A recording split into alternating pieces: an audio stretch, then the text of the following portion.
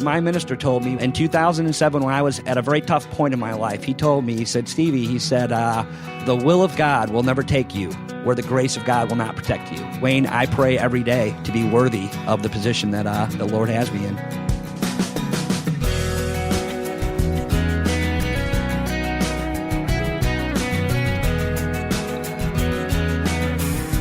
Thanks for joining us. This is First Person. Welcome to today's program. I'm Wayne Shepherd. Opening our show today, you heard the voice of Stephen Camp, who is the executive producer of a new film to be released in the fall called Brother's Keeper. You'll get to know Steve and more about Christian filmmaking in just a moment.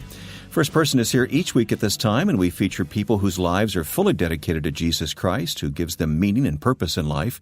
Through conversation, we learn much about how God moves and leads the life which is committed to Him. If you'd like to check out additional information about today's guest or any past interview, you can visit us online at firstpersoninterview.com.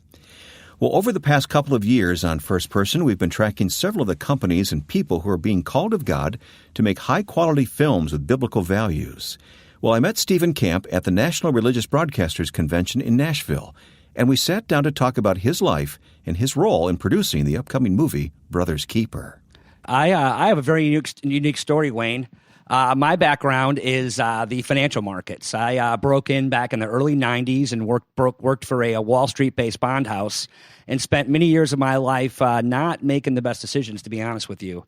And our family has a very unique story. I watched my father become baptized in 2004 at the age of 67 years old. My father was one of those guys that always believed in a higher power, but he didn't believe that Jesus died and was resurrected, basically, is what he always struggled with. Mm-hmm. And ironically, I watched my father get baptized in 2004, and in 2005, I recommitted my life to Christ, and the story, because of your dad's step? Watching my dad take that journey was just amazing. I'd always been a believer, and I was one of those guys that went to church when I could. I was always so busy.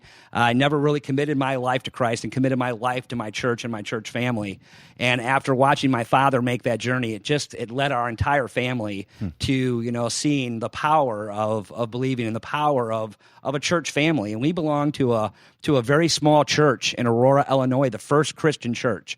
We have 135 people on Easter, so, but it's that church family is the warmest family. I mean, ironically, my father had a stroke 2 years after he was baptized, and getting on that plane in L.A. and flying home to Chicago, not knowing that entire flight if my father was going to be alive when I landed. I've never, ever felt the power of the decision that my father had made in his life and what that meant for us, his family. I had peace on that plane, knowing that, of course, I wanted him to still be with us, but that if he was gone, that 2 years prior to that, he had committed his life to Christ, and I knew that there was a future. Well, when you took that step of rededication, what changed for you? How are you different, Steve? I still have a lot of room for growth. I'm not a perfect person, Wayne, by any means, but I think what's changed for me is I've started to try to think about the decisions that I make on a day-to-day basis more than I ever used to. I've especially been involved with this film and all the special people that we've met in this process. I've realized that God's always given me some special skills. I've always been very outgoing, a very people person, and I know that. I think that I've learned to control some of my energy more as I've become more of an adult, and especially since I've recommitted my life to Christ. I want to be held accountable. Mm-hmm. It's not just on how many hours you work or how much money you can raise. Be held accountable on your decisions you make every day. So you're channeling your gifts into kingdom values. I hope so. That's what you're saying? I am definitely trying. Yeah. I think that's a great goal. So you have a business background. I do. Yes, sir. And things were going well? Things are going very well, actually. When in 2008, after a couple of tough things happened to me in 2007, Wayne, in 2008, I was out in Los Angeles putting together a deal for a friend of mine in a hedge fund. And while I was there, I met this gentleman, Josh Mills. And Josh was a passionate guy and an honest guy, and I just really took a liking to him right away. Josh was one of those guys that every morning before work, he was out on the phone out in the parking lot. At lunch, he was in the hallway. After work, he was downstairs on his cell phone. And one time I asked him, I said, Josh, what is this that you're so passionate about? And he said, Stephen, I have this company, Desert Wind Films. I'm working out of my car. I'm working out of my garage. This is my dream. And I said, Josh, what do you need? And he says, well, I need money, like everybody else in Hollywood. And I just took such a liking to Josh that I immediately went out and found him an angel investor. And never dreamt that I would become in the industry. So you come to that meeting with a background in business. That is correct. Success and difficulty all wrapped up in your life? Absolutely. A lot of success, some difficulty, of course. And I didn't realize until I look back now that is right where God said, hey, He used that broken time, didn't he? Absolutely. Yeah. My minister told me, Wayne, that in 2007, when I was at a very tough point in my life, he told me, he said, Stevie, he said, the will of God will never take you where the grace of God will not protect you. And until I looked back on it now, I realized that in 2008, when I met Josh and found him an angel investor, and Wayne, he offered me the position and said, would you please come be our CFO? And I said, no. I'm not. I'm a Wall Street guy. I'm a Chicago guy. I'm not an LA guy. I don't know anything about movies. And ironically, I realized that is what God had, that he was presenting me with, and was putting me in a position to where, Wayne, I pray every day to be worthy of the position that the Lord has me in. You said that so quickly, and it's so important. I want to go back to it. The will of God. The will of God will never take you where the grace of God will not protect you. That's become a motto for you, hasn't it? It absolutely has. It's a summary of your life. 100%. It's a new day. Your life thus far, I should say. Absolutely. And we're so young in our careers. I mean, This is exciting that we're just now starting to kind of realize the real position that the Lord has put us in, especially with this movie. We had no idea. I want to talk about Brothers Keeper in a moment, but I gotta ask you more questions about how God prepared you for this assignment, because it's always interesting to me how God cultivates and prepares us, even through brokenness. Absolutely. For what He eventually calls us to do. Absolutely. Our story was my mother and I, every Christmas Eve, would walk over to the little local church, a block and a half away, small little corner church, and it turns out this is First Christian. And 5 Christmas Eves in a row, we made that walk in the cold on Christmas Eve, and we just loved it. And it was kind of my mom and I's spiritual time together. It was very, very important to us. And the minister, Mike Reagan, remembered us every year. And that's how it started, Wayne, is we took my dad, said, Dad, you like to sing, you like people, please just come with us for the Christmas Eve service. And he said, sure. My dad drove the church bus when I was young at First Presbyterian Church. So he wasn't in my way. Yeah. He just didn't lie about it. He just didn't believe. And this is kind of where it all took place, Wayne, is my dad came over to that Christmas Eve service, knew half the congregation, absolutely had a blast. And as it turns out, we had a bad snowstorm 2 or 3 nights later. And my father was out plowing for his company, was coming home on a Sunday morning, like 4 a.m., and saw Mike shoveling the sidewalk. Oh, my goodness. Stopped, helped Mike helped our minister shovel the sidewalk. Mike took him in for a cup of hot chocolate. And it was about 6 months later that my father was saved. It starts with a relationship, doesn't Absolutely. it? Yeah. Absolutely. You learned that in your own situation. 100%. Okay, so now you're in L.A., and you've got this business background, and you come into contact with Josh Mills. That is correct. And you bring an investor along, but you're the financial guy, and he's the movie guy. I mean, how did that partnership develop? That was a very unique situation in my life. And again, I look back now and I realize it was God with His fingerprints on my life and on our lives. And I never dreamt. I had so many friends that had raised money for movies in the past, and they had horror stories. I never thought that was for me. I'm not a drive a Ferrari kind of guy. I'm not a Los Angeles guy. I just never have been. I'm a big city guy, but not really the West Coast. And in talking to Josh and realizing what a special guy he was, I realized that there maybe was a place for me. And ironically, I called Josh after he had made the offer. And I said, Josh, something that I'd want to think about if I ever took this position, I would demand that we had open book accounting with our investors to get rid of that stigma of Hollywood accounting. And he immediately agreed. He was like, Stephen, I love it. And we brought in an angel investor, and I took over the financial department of Desert Wind Films, and we turned our lights on and opened our doors. Yeah, but there's no guarantee. I mean, an independent film producer in Hollywood who makes films with the values that you want to make, I mean, that's a tough road to hoe. You're absolutely correct. One of the first decisions that we made was to open up Desert Wind Faith Films. And we were committed. Now, we did not know at that time that our first, feature film was going to be a faith-based film. That was God working.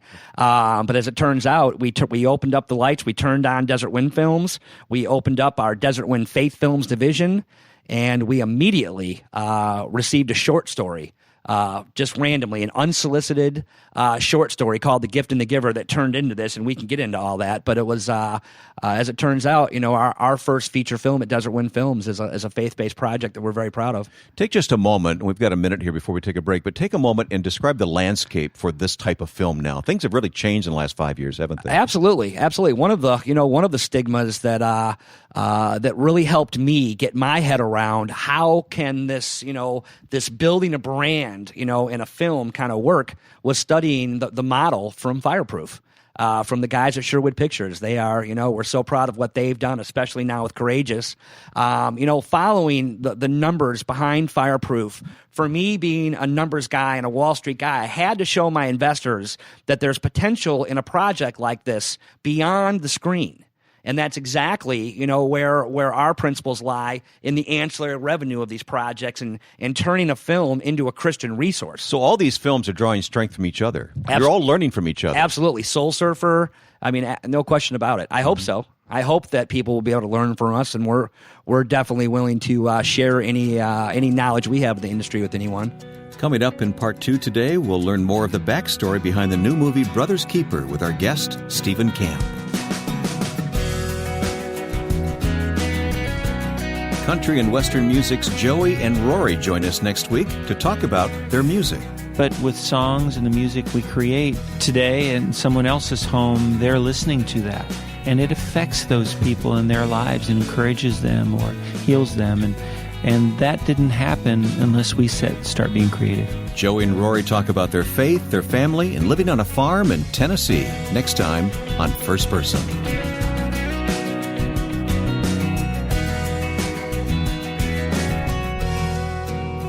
In Nashville today, talking with Steve Camp, executive producer of a movie coming out called Brothers Keeper, part of Desert Wind Films. And Steve, we've heard your story, and you've told us about how God called you into this film industry when you didn't really expect to be doing that. Talk to me. You mentioned the short story that came along that was called The Gift and the Giver? The Gift and the Giver, yes. In April of 2009, TJ and Joshua and I had just opened up our company a year prior. We were struggling, a new production firm in Hollywood. The odds of us, being successful were very grim. And when you talk about peanut butter and jelly sandwiches, we literally had a loaf of bread and peanut butter and jelly in the office. You know what it is to be abased and abound. Huh? Yeah, absolutely. And we were working late one night, working on our executive summary, and we got a call from a gentleman in Noonan, Georgia, who had a short story, a 23-page short story called The Gift and the Giver, and he wanted to know what it would cost to make a short film. And we don't typically read these unsolicited, people that call us because you get in trouble. Once you go down that road, you're going to spend all your time doing that. Or if we do a film, if we read something about a baseball player that breaks his leg and wins a World Series, and another, they could say we infringed on their rights. But ironically, Josh had that gentleman email him that short story that night. And Josh called me at 11 o'clock that night and said, "Stephen, have you read the short story?" And I said, "I'll read it tomorrow." He's like, "Do me a favor, read it, and let's have a meeting about it in the morning." And I read it. And that next morning, we had our meeting. Wayne, we knew we had a story. Did you know it was a feature film? No, this was just a little 23-page short story that knocked our socks off. And we knew right then that this was a story we had to share with the world. We didn't know in what capacity we were going to share it yet. If nothing else, we could help support the writer into making this a short film. We immediately flipped gears and had a call with that gentleman and said, "We'd like to obtain the rights to your short story." We bought the short story from him, all of the rights, and gave him a little piece of the film in perpetuity to say, "We think this can be bigger." We handed the short story off to a professional writer named Brianna Hartman, and over the course of the next year, we developed that 23-page short story into full-length feature film Brothers Keeper. Now you say that, but it's got to be a lot more to it than that. Oh, it was very. We had 17 revisions on the script itself. Brianna came back with a beautiful first draft, and then we incorporated Joshua Mills, co-director of the project, my business partner. Implemented a lot of his own ideas and his own creative skills into this story itself. Steve, we're having this conversation well in advance of the film actually being released. Do you have a release date at this point? We do not have a release date at this point, but we're targeting fall of 2012. Right. So we want our listeners to kind of be on the watch for Brothers Keeper. Absolutely. It's going to be in theaters. 800 screens. We want you to get the backstory here today as we talk with Steve. All right, what is it? I'll let you tell me as much as you want to tell me about this story. I mean, this is always a tricky question because I don't want you to give away too much. Sure, but. And I'm one. That's one of the things, Wayne, that when I raised all the money for this project, it wasn't because I had a Wall Street background or I was good at raising money. I told the story, the entire story, to churches and to investors, and they were so blown away. Again, when you hear it and this is something that's very profound. It's a story of forgiveness. Absolutely. One of those mega themes that we struggle with in life, right? That is correct. It's a story that takes place in the 1950s about two identical twin brothers, Pete and Andy. And ironically, when we developed the project, we developed it as Fishers of Men. Simon, Peter, and Andrew, Fishers of Men. Okay. Brothers Keeper was just a better title for us. But the two twin brothers, Pete and Andy, are identical physically, but they are polar opposites spiritually. Pete is a very good boy, and all he wants to do is graduate from high school in 1957 and go on and go to the seminary and become a preacher. That was his dream. He fell in love with a beautiful blonde hair, blue-eyed Christian gal. They had the perfect life. The only thing that they loved more than each other, Pete and Maggie, was their unyielding love for God. Andy, on the other hand, Pete's twin brother, was a black leather coat, drinker, smoker. The antagonist. And as it turns out, you'll find out why in the story. Andy is angry with God and angry with humanity. And some bad things happen to these boys and early in their lives. Andy didn't want to hear about what an awesome God we have. If God is so awesome, why did these bad things happen to me? And he kind of remained that bitter, character until about halfway through our movie. When Pete ends up getting convicted of a murder that he didn't commit, he ends up going to death row. And the bad things continue to happen, but now they're happening to Pete. It's Andy who comes in to visit Pete in prison and says, Pete, you know what? Life isn't working the way it's been going. We've lost some people, some bad things have happened. I've decided that I want to be a preacher. And one of the beautiful things about our movie, Wayne, is that Andy does go to the seminary, and Andy does take the walk of salvation, and he's baptized, and he does become a preacher. So it's almost a reversal. While Pete reversal of fortune. Absolutely, Pete's in prison and starting to question his faith in God and in humanity, and why are these bad things happening to me? I'm a good person. While Andy, kind of the bad guy, takes the walk of salvation and kind of sees the light. And let me hit the pause button here, sure, because I'm sitting here watching you and listening to you tell this story, which I'm sure you have told hundreds of times, thousands of times, and yet you're so enthusiastic about it. It's an amazing story. What's driving that in you? The story itself. I mean, just the knowing. I want to tell the whole world right now what happens, but I can't. They'll see when they watch the movie. It's powerful. I mean, our story is definitely, it definitely demonstrates God's love, and not just through forgiveness. Forgiveness is most definitely the underlying message in our film, but there is a message of sacrifice and salvation and love and redemption. I mean, it's I'm very proud of this project. How did you guys go about casting Brothers Keeper? You know what? My two partners, I was actually on the ground in Southwest Georgia raising the money for the project. My two partners who co-directed Brothers Keeper, Joshua Mills and TJ Amato, casted while I was raising the money. They did a phenomenal job. We reached out to Travis Tritt, and we're very, very, very fortunate that Travis took the role of Eddie Waters. While Pete is in prison and is going through some really, really tough times, kind of like I characterize Travis Tritt's role of Eddie Waters in our movie as Morgan Freeman's role, Red, in Shawshank Redemption. Travis is in prison for a murder he did commit, and when Pete first gets to prison, a bad guy comes up. Pete's reading his Bible up against the fence, and one of the bad guys in prison comes up and slaps the Bible out of his hand and is going to hurt Pete. It's Travis that runs up, knocks that guy out of the way, picks up Pete's Bible and hands it to him and says, not everybody's a believer, son. The most unlikely hero. Yes, exactly. And Travis did a phenomenal job. And then, of course, I don't know how much you know about the cast, but we brought in Michael Rooker. Michael Rooker was, and Ray Weiss both performed a couple of scenes together on our film, and they are two veterans of Hollywood. We brought in Alex and Graham Miller to play the twins. They did a phenomenal job. They're Chicago boys, like myself, and I enjoyed meeting them and their family. Daniel Simonis came in and played Gordon Lee Master. Robin Lively played his mother. We had a very, very Hollywood recognizable cast in Brothers Keeper. I watched guys like you work behind the scenes. It's incredible the amount of work that's involved, absolutely, and the length of time it takes to make a movie. Absolutely. We got the short story in April of 2009. It took us a year almost to the date to develop the project. April of 2010, I went out and raised the money.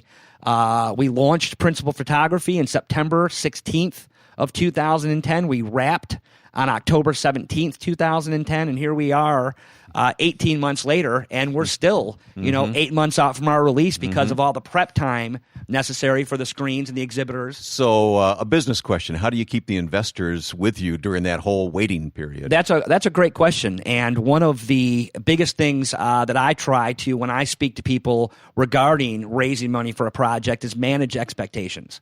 First of all, we are very blessed. Our investors, they get it, don't they? They get it. Yeah. And they're in this project.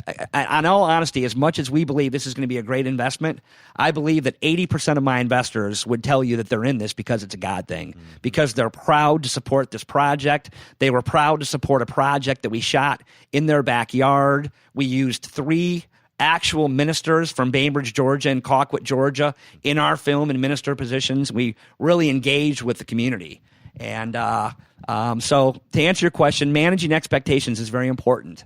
But finding the right group of people to believe in you and actually invest their hard-earned money into your project is very important as well. Well, Steve, I wanted to have this conversation at this point, even before the film's release date has been announced, because we do need prayer. Absolutely. I know you would want people to pray for this and all other projects like it, these crossover films that get into major theatrical releases but have these values that we cherish so much. Absolutely. I think that I would hope, and there are a lot of people. I receive emails every day for people that are praying for us. If I was to ask for a prayer request, I would ask for a prayer request for our marketing team. We have a marketing team of people in this business that have worked on Fireproof, Courageous, Soul Surfer, some very top-notch individuals that have dedicated their lives to our project. I would pray and ask for prayer to help guide them through their efforts as we take this film out on 800 screens this fall. This whole thing has given you a passion and a purpose in life, hasn't it? No question about it. God bless. There's no question about it. As Steve said, the movie Brothers Keeper will be released this fall in theaters. It's the latest in a series of excellent crossover faith-based feature-length films, movies that are making an impact in people's lives spiritually. And films like this are getting the attention of Hollywood at the same time as they see people lining up to see wholesome movies. There's more about Brothers Keeper and its executive producer, Stephen Camp, at firstpersoninterview.com. We've placed links for you to follow to learn more about what's to come from this new production company. Learn more about Brothers Keeper and Steve by going to firstpersoninterview.com. And then if you'd like to interact with us, the easiest way to do that is by visiting us on Facebook. We're found at facebook.com/firstpersoninterview. Again, that's facebook.com/firstpersoninterview. And I look forward to hearing from you this week. Well, next week will be a real treat for us as we take you to the Tennessee farm of Joey and Rory Feek. Known in country and western circles as Joey and Rory, this couple love the Lord and are having the time of their life singing music and living on their farm. You'll meet Joey and Rory as we sit down in their kitchen and talk next week on First Person. With thanks to my friend and producer Joe Carlson, I'm Wayne Shepherd. Thanks for listening to First Person.